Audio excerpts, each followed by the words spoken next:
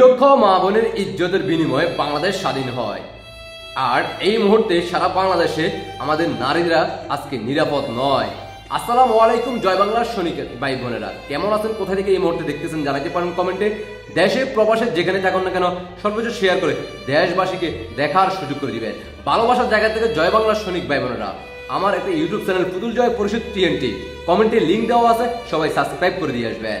আপনারা ইতিমধ্যে জানেন সারা বাংলাদেশে প্রত্যেক প্রান্তে, প্রত্যেক এলাকায়, শহরে, গ্রাম গঞ্জে সব জায়গায় কিন্তু নারীরা আজ নিরাপদ নয়।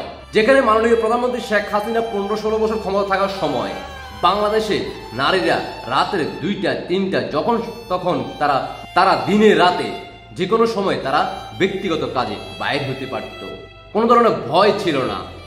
আর আজকে জুলাই আগস্ট থেকে শুরু করে এ পর্যন্ত সারা বাংলাদেশে নারীরা আজকে দিনেও বাইরে হতে পারতেছে না, রাতে তো বাইরে হওয়ার কোনো যুক্তিই আসে না, দিনেও বাইরে হতে পারতেছে না।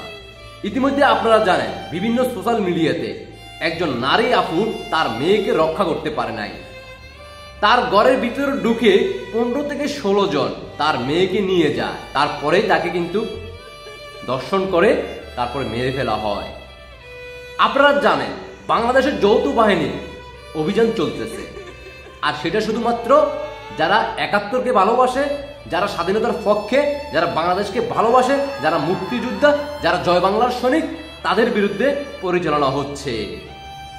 অথচ যৌথ বাহিনী যেখানে সারা বাংলাদেশে এই মুহূর্তে অবস্থান করতেছে, র্যাব, পুলিশ থেকে সেনাবাহিনী সবাই আছে রাস্তায়, সেখানে আপনারা ইতিমধ্যে জানেন 3 ঘন্টা একটা বাসকে তারা জিম্মি করে ডাকাতিরা, পাকিস্তানি রাজাকাররা, আর ওইখানে সবকিছু লুটপাট করে, পাশাপাশি নারীদেরকে ধর্ষণ করে। আজকে আমার আপু কি বলে একটু শুনুন। আমরা আবার নামতে বাধ্য হয়েছি আমাদের পড়ালেখা ছেড়ে, যাতে মানুষের নিরাপত্তা নিশ্চয়তা হয়, এজন্য আমরা সবাই আবার নেমেছি। আর প্রয়োজন হলে আরো কঠোরভাবে আমরা পরিত্যাগে বাধ্য হব। আমার দেশের মানুষ যদি নিরাপত্তাহীনতায় ভুগে, তাহলে এই বিপ্লবের কোনো মানে হয় না। আমার মা, খালা, আমার বোনরা, আমার ভাইরা, আমার বাবারা বাসায় ঠিক মতো আসবে কিনা আমি সে চিন্তায় থাকি। আমি যখন রাস্তায় বের হই, কাজে বের হই, আমার মা বাবা টেনশনে থাকে যে মেয়ে কি ঠিক মতো ঘরে পৌঁছবে কিনা, আমার ছেলে কি ঘরে পৌঁছবে কিনা। এই কেন নিরাপত্তা আমরা ভুগবো? আমরা তো বিপ্লবের উপরে, রক্তের উপরে সরকার বানাইছি, তাহলে কেন আমাদের এত ব্যর্থতা? আমরা আমাদের ভাই বোনদের নিরাপত্তা নিশ্চিত করতে না পারলে এই গদি ছেড়ে দেন, প্রয়োজন নাই। আমরা নিজেদের হাতে আইন তুলতে বাধ্য হব, আমরা নিজেদের হাতে আইন তুলব। শুনলেন তো আপু কি বললো? আপুকে দৃষ্টি আকর্ষণ করে বলতেছি, যারা বর্তমানে আপনারা কথা বলতেছেন, কাদের কাছে আপনারা বিচার চাচ্ছেন? আসিফ নজরুল নিজেই উমরা করে, উমরা পালন করে এসে অন্যের বইয়ের সাথে টেলিফোনে জ্বর পরীক্ষা করে। আপনারা ইতিমধ্যে আপনারা টেলিফোন সেই কল রেকর্ড আপনারা শুনছেন, যেখানে নাহি তার বাবা একজন প্রধান শিক্ষক, তিনি সেই স্কুলের লিফটে একজন ছাত্রীকে লিফট কিস করে, তারপরে জুতার বাড়ি খায়, পায়ে ধরে মাপ চায়। এটা ইতিমধ্যে আপনারা দেখছেন। আপনারা তাদের কাছে কেন বিচার চাচ্ছেন? আপনারা কি আশা করতে পারেন যেখানে উমরা পালন করে যে আসিফ নজরুল অন্যের বইয়ের জ্বর মাফে, যার বাবা একজন প্রধান শিক্ষক হয়ে ছাত্রীদেরকে চুমা দেয়, তাদের কাছ থেকে আপনারা নারী দর্শনের বিচার দাবি চাচ্ছেন? আজও কি বিচার পাবেন? আপনারা ইতিমধ্যে জানেন বাংলাদেশ স্বাধীন হওয়ার পর এই 54 বছর থেকে যদি আপনি 6 থেকে 7 মাসে আপনি আলাদা করেন, তাহলে বিগত 6 থেকে 7 মাস, জুলাই আগস্ট থেকে এই পর্যন্ত যতগুলো নারী বাংলাদেশে প্রতিদিন 7 থেকে 8 জন গড়ে নারী দর্শন হয়েছে, সেখানে সারা 54 বছরে 6 মাস 7 মাস বাদ দিলে সবগুলো একসাথে করলে তা হবে না। তো তাদের লক্ষ্য হচ্ছে সামনে যে 71-এর সময় যে 2 লক্ষ মা বোনের ইজ্জত বিনিময়ে বাংলাদেশ স্বাধীন হয়, সেটাকে তারা উপরের দিকে নিয়ে যাবে, যাতে তারা ভবিষ্যতে বলতে পারে যে 24 শেষ, 25-এ এসে আমরা এ পর্যন্ত 2 লক্ষ না 3 লক্ষ মা বোনের ইজ্জত আমরা হানি করতে পারছি। তারা বুক খুলিয়ে ভবিষ্যতে বলতে পারবে, তাদের বুক খুলে তারা বলতে পারবে ভবিষ্যৎ প্রজন্ম যে আমরা এমন এক বাংলাদেশ স্বাধীন করছি 24-এ রাজাকার পাকিস্তানিদের ধারণ করে, আমরা যেটা পাকিস্তানের পারে নাই তখন কম করছিল 2 লক্ষ, তাদের কাছে খুব কম হচ্ছে মনে হচ্ছে, এখন তারা সেটা পূরণ করতেছে দিনে রাতে। বাংলাদেশের মেয়েরা এখন, মা বোনেরা এখন বাইরে হতে পারতেছে না, গড় থেকে নিয়ে দেওয়া হচ্ছে যেখানে যৌথ বাহিনী অভিযান চলতেছে, অথচ তারা প্রকাশ্যে তারা করতেছে। আপনারা জুলাই আগস্ট থেকে এই পর্যন্ত আপনারা দেখছেন মাথায় টুপি, মুখে দাড়ি, সে জান্নাতি হুজুররা সংঘবদ্ধ হয়ে নারীদের কিভাবে জামা ছিঁড়ে তাদের গায়ে থেকে কিভাবে জামা খুলে ফেলে। আপনারা কি ভুলে যাচ্ছেন?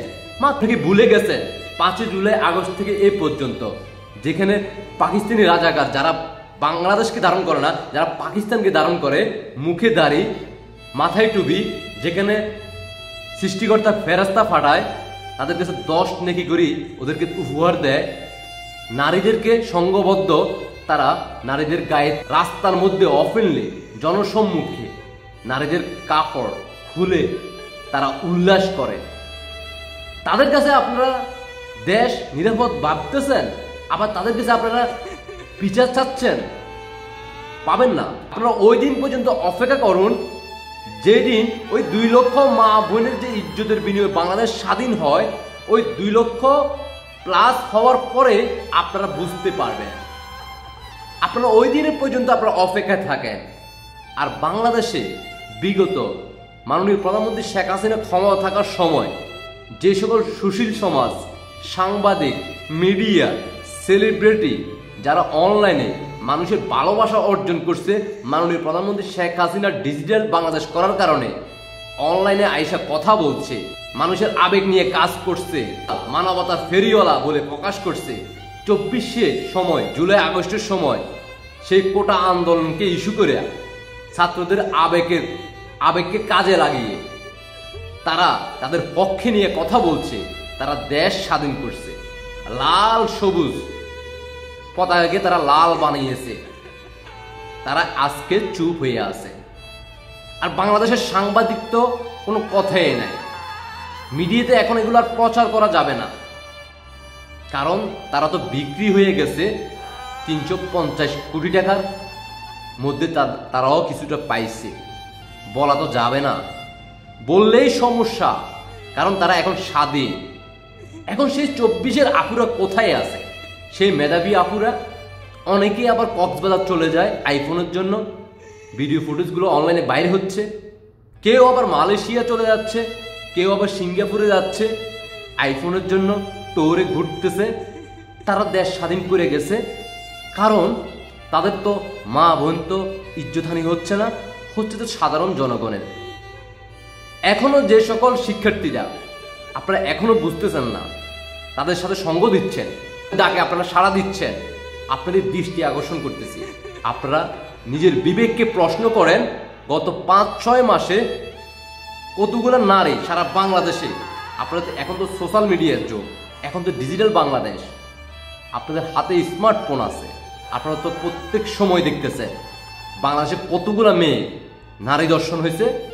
আপনারা নিজে হিসাব করুন, গত 5-6 মাসে কতজন নারী, প্রতিদিন 7 থেকে 8 জন 9 জন করে হচ্ছে গড়ে।